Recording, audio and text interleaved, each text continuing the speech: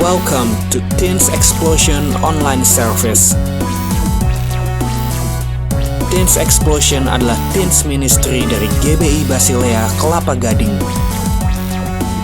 Mari teman-teman, kita memuji menyembah Tuhan dan juga mendengarkan firman Tuhan bersama-sama. Teens, apa kabar? Masih tetap semangat kan dalam memuji dan mendengarkan firman Tuhan?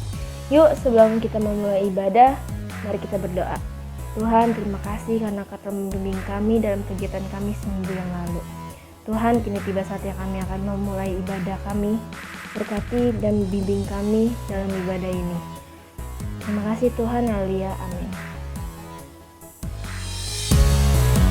Join us on Teens Explosion setiap hari Minggu jam 11.30 dan pastikan teman-teman ikut pada jam tersebut. Untuk teman-teman yang rindu memberikan persembahan untuk Tuhan, bisa langsung transfer ke rekening GBI Basilea berikut ini. Tuhan mau kita tetap menyatakan kemuliaan melalui hidup kita ketika kita disembuhkan. Kita boleh bersaksi kepada banyak orang karena Tuhanlah Allah penyembuh kita. Ya, saudara, adik-adik, teman-teman semua, kalau kita adalah umat yang luar biasa yang akan mengalami kasih Allah yang begitu besar, yaitu Jehovah Rafa, Allah yang menyembuhkan. Amin. Dan kiranya Tuhan Yesus memberkati hidupmu, hidup kita semua, dan apapun yang terjadi buat setiap orang di sekitar kita yang sedang sakit penyakit, mari kita berdoa, tumpang tangan buat mereka, berdoa dengan imanmu dan percaya kepada Tuhan, dan mari kita melihat karya penebusan Allah yang disediakan, persediaannya yang luar biasa, yang seluas-luasnya buat kita, supaya kita boleh memperolehnya. Dan mari kita semua serahkan kepada Tuhan. Kita mau jujur di hadapan Tuhan, dan kita mau terbuka Tuhan. Ampuni kesalahan dan dosa-dosa hidupku Tuhan. Dan mari kita terima kepada apa yang menjadi kehendak Tuhan dalam hidup kita. Dan Tuhan sembuhkan hidup kita di dalam nama Yesus Kristus. Amin. Come on teens, kita puji Tuhan sebelum kita mulai ibadah kita hari ini.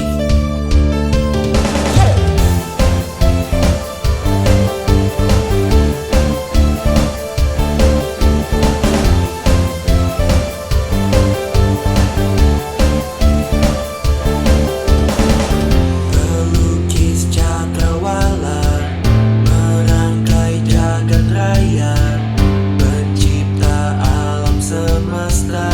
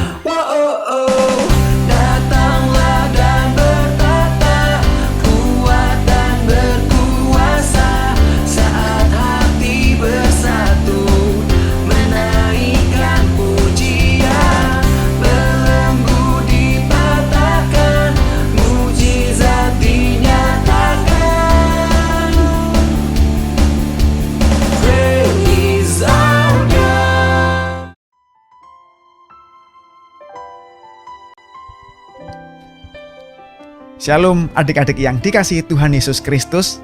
Senang sekali hari ini kakak bisa berjumpa dan beribadah kembali dengan adik-adik semuanya. Judul sharing kakak hari ini adalah The Great Deliverer, yaitu Sang Pembebas yang Agung. Namun sebelumnya, mari kita berdoa terlebih dahulu. Bapa Sorgawi, kami mengucap syukur pada hari ini. Kami sangat senang, kami sangat bersuka cita Tuhan. Kami ingin mendengarkan firman-Mu. Kami ingin mengenal Tuhan Yesus lebih lagi. Urapi kami semua Tuhan, supaya kami bukan hanya belajar firman Tuhan, tetapi kiranya firman Tuhan itu boleh tertanam dalam hati kami, bertumbuh, dan kami boleh melakukannya dalam kehidupan kami setiap hari. Terima kasih Tuhan Yesus, berkati hamba-Mu ini yang akan menyampaikan firman Tuhan. Biarlah semua yang dikatakan berasal daripada Tuhan itu sendiri, sehingga nama Tuhan Yesus saja yang dipermuliakan. Di dalam nama Tuhan Yesus Kristus, haleluya, amin. Adik-adikku yang dikasihi Tuhan Yesus Kristus, kira-kira perasaan apa saja sih yang kita miliki ketika kita dibebaskan atau dilepaskan dari sesuatu yang benar-benar membuat kita sangat menderita? Ya, tentu saja kita akan merasa sangat bersuka cita. Kita akan merasa girang, riang, gembira, mengalami ketenangan, damai, dan bahagia yang luar biasa. Tahu nggak? Kalau kita sebagai orang Kristen juga mempunyai Sang Pembebas yang bukan biasa-biasa saja. Bahkan Dia telah membebaskan kita dari masalah dan penderitaan terberat umat manusia. Apa itu? Dosa dan kematian. Siapakah namanya? Namanya adalah Tuhan Yesus Kristus. Nah, sehingga kita juga menyebutnya Sang Pembebas yang Agung, The Great Deliverer.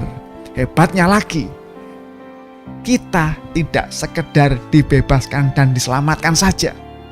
Namun Dia, Sang Pembebas yang Agung itu, mengirimkan Roh Kudus-Nya untuk memenuhi kehidupan kita loh. Tidak heran kalau banyak orang Kristen mengalami sukacita yang luar biasa ketika mereka memiliki pengalaman dipenuhi oleh Roh Kudus. Ada yang bilang kalau katanya kayak disiram air es. Ada yang merasa hangat. Ada yang katanya seperti disetrum listrik. Ada yang merasakan bahagia dan ketenangan batin yang luar biasa. Dan masih banyak lagi. Namun pertanyaannya, ketika kita dibebaskan oleh Tuhan, dipenuhi oleh Roh Kudus, apakah hanya itu saja yang terjadi dalam kehidupan kita? Ketika kita menyebut Tuhan Yesus sebagai our great deliverer, dan kita dipenuhi Roh Kudus, tentu saja mengandung konsekuensi bagi kita semua. Apa itu?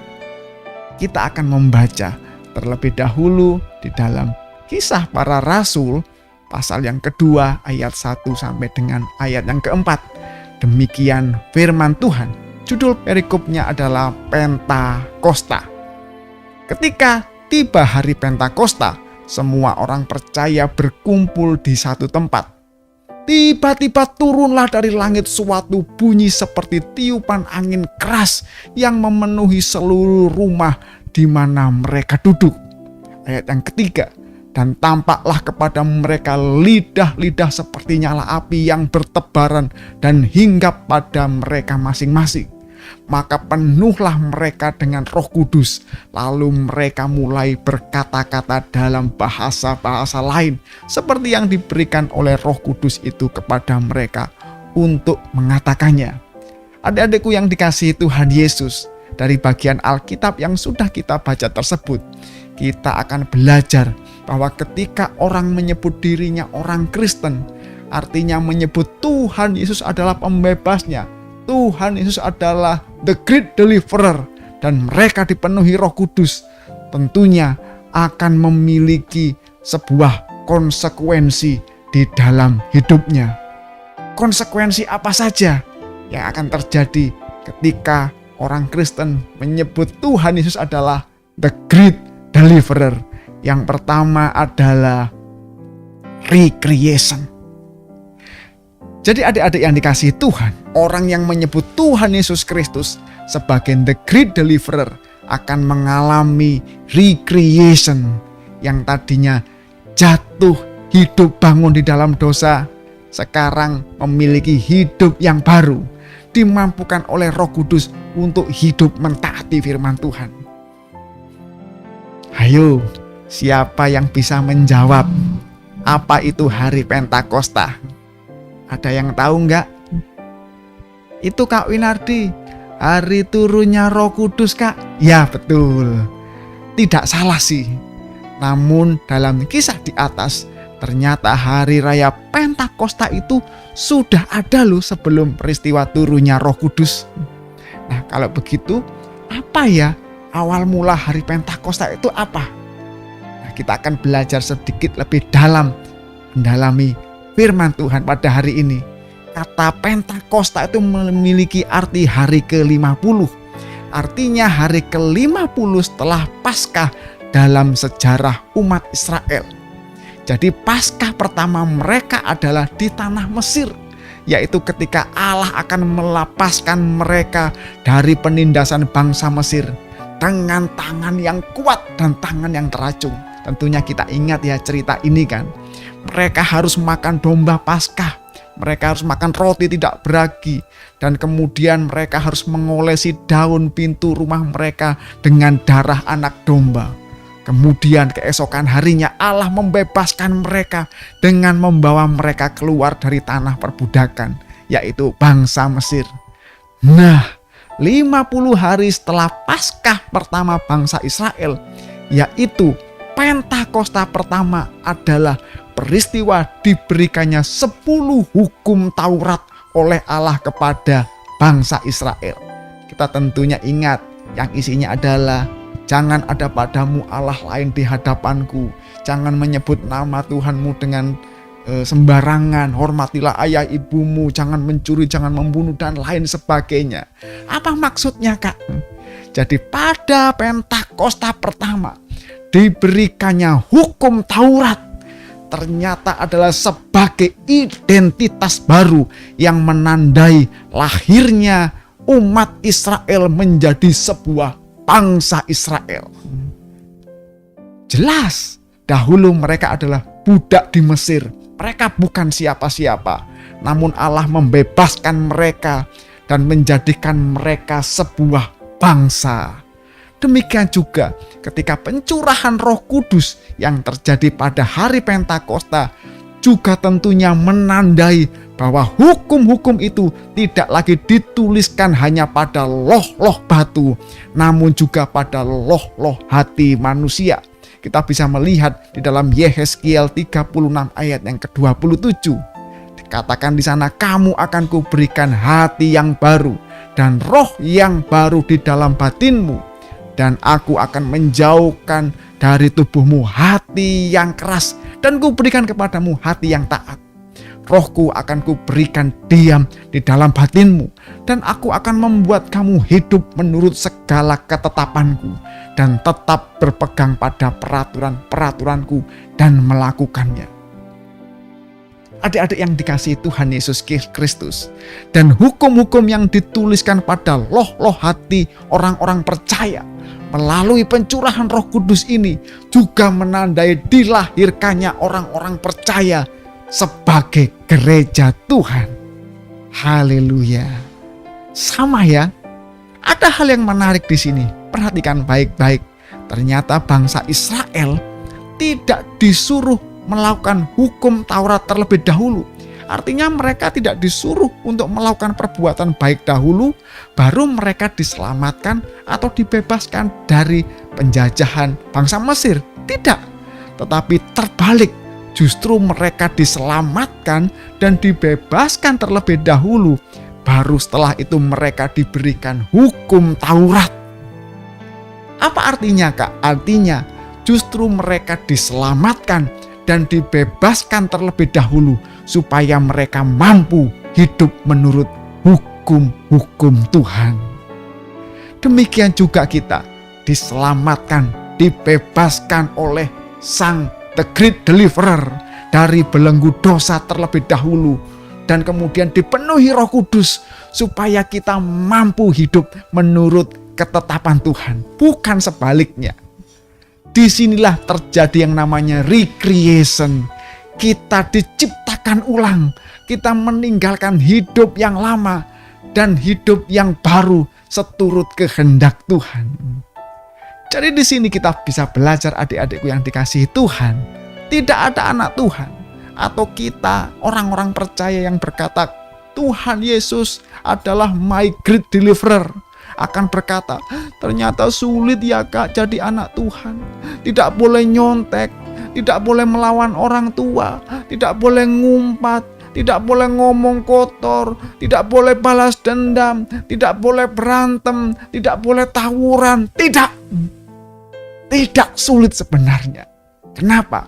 Kita tidak melakukan perbuatan baik semuanya itu supaya kita diselamatkan atau dibebaskan. Tidak.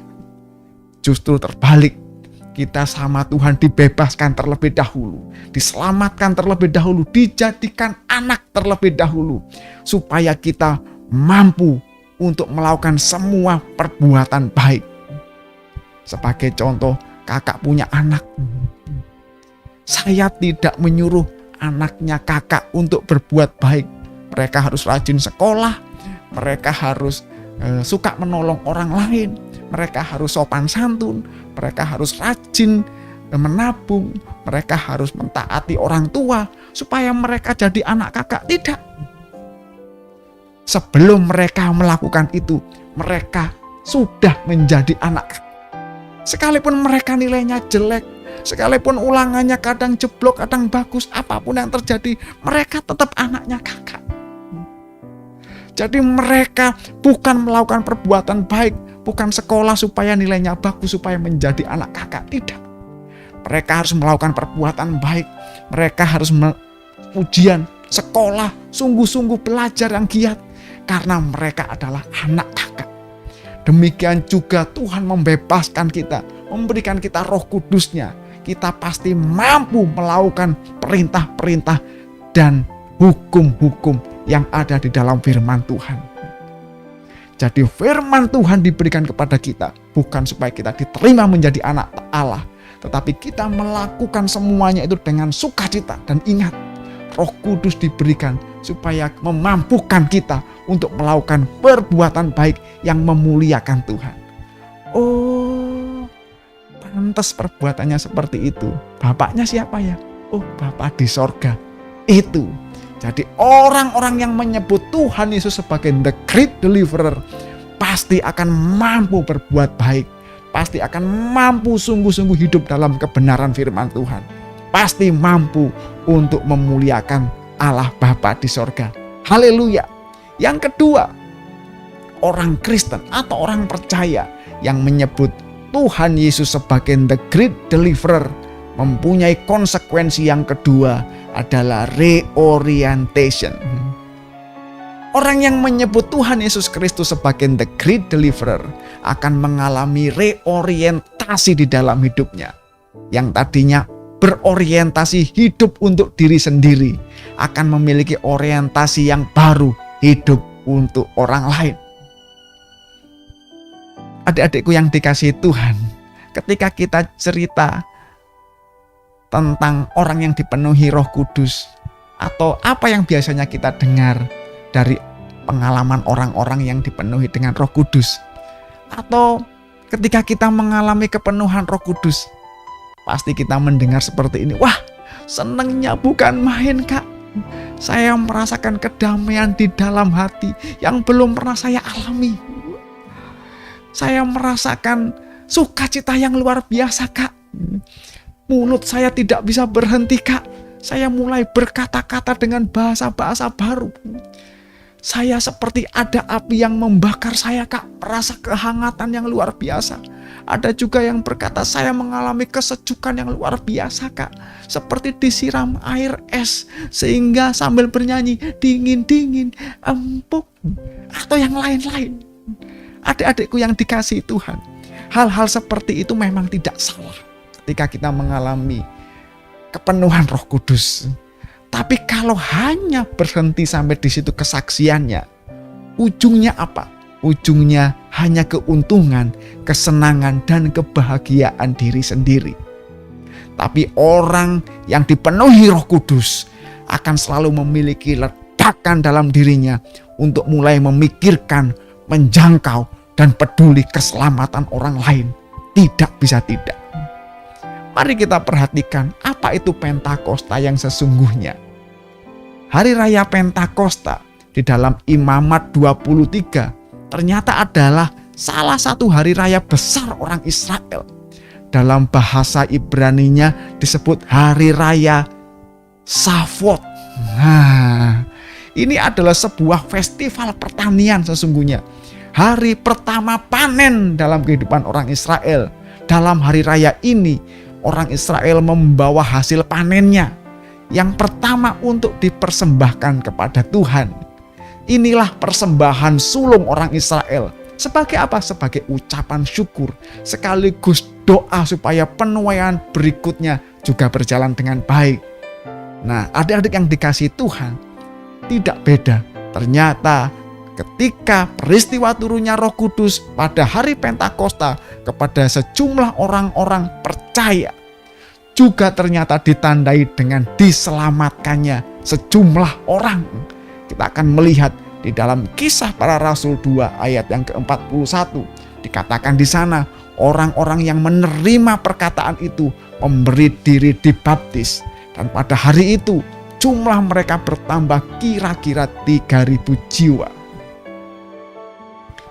Ini adalah sebuah panen yang pertama juga. Panen yang suluk. Satu simbol bermulanya musim panen dari Tuhan.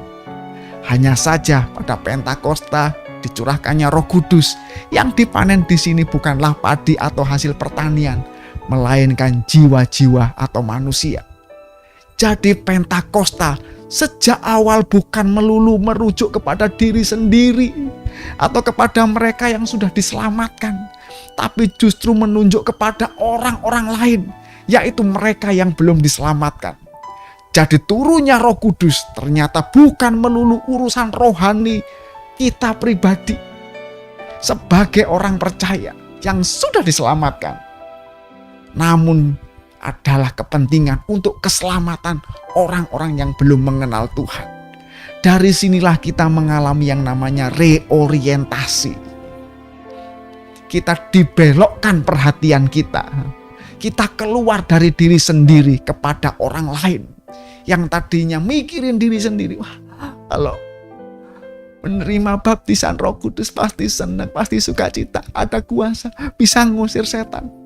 Selama ini takut setan. Selama ini saya kalau pergi mana-mana ketakutan. Sekarang tidak takut lagi, bukan hanya itu. Tetapi ketika dipenuhi Roh Kudus yang sesungguhnya, ada gelora yang terbesar. Pandangan kita tentang Kristen dirubah secara drastis. Yang tadinya selalu mikirin diri sendiri, apa untungnya saya dapatnya apa? Persis seperti anak-anak. Coba, ayo kalau kita foto bareng-bareng, ini contohnya. Kalau kita lagi selesai ibadah atau selesai acara atau selesai komsel, kita foto bareng, cepret. Hasilnya semuanya pada ngumpul ya. Ayo Kak Minardi mau tanya, ngumpul untuk apa? Tentu untuk melihat hasil fotonya. Nah, pertanyaannya kakak, wajah siapa yang pertama kita lihat? Tentu wajah kita sendiri kan. Nah, kita akan selalu marah dan minta foto ulang. Kalau apa? Kalau foto kita jelek, kalau kita lagi merem, kalau kita lagi kabur wajah kita, ulang, pokoknya ulang. Itu tandanya kita orang-orang Kristen yang mentingin diri sendiri. Tetapi kalau kita orang percaya yang berkata the great deliverer, sang pembebas yang agung, dipenuhi Roh Kudus, sekarang berubah.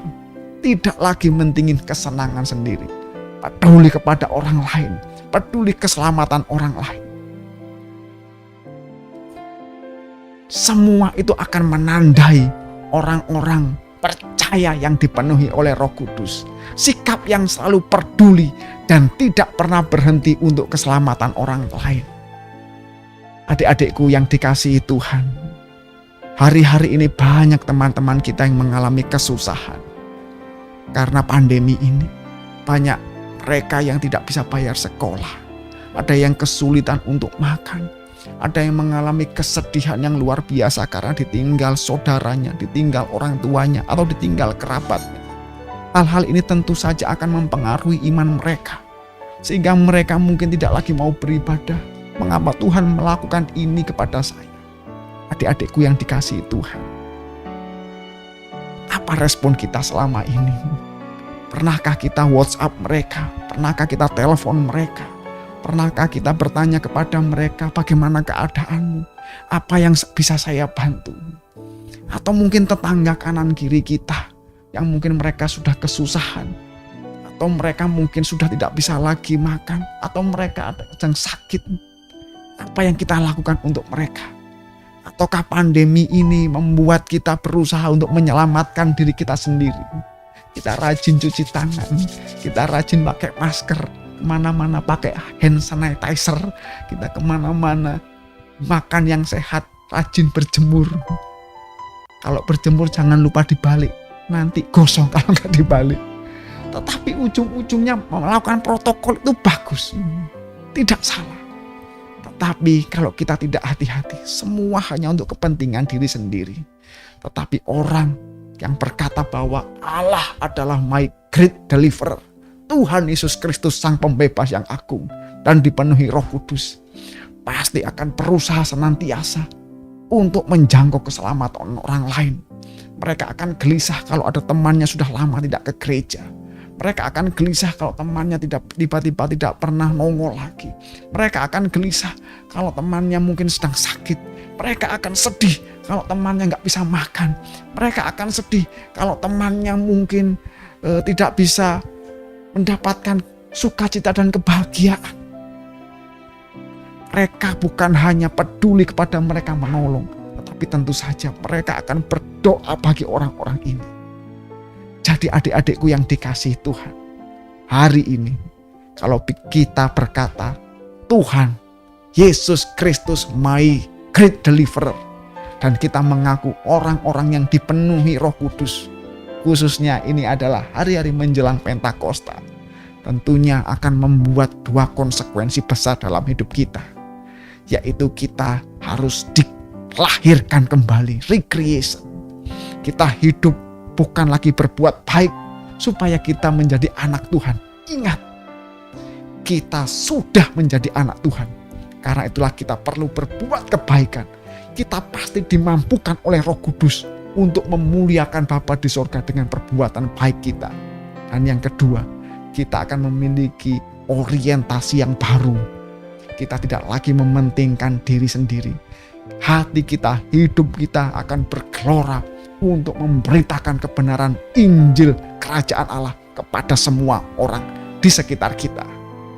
Puji Tuhan, Tuhan Yesus memberkati kita semuanya. Terima kasih Kak Winardi untuk firman Tuhan hari ini.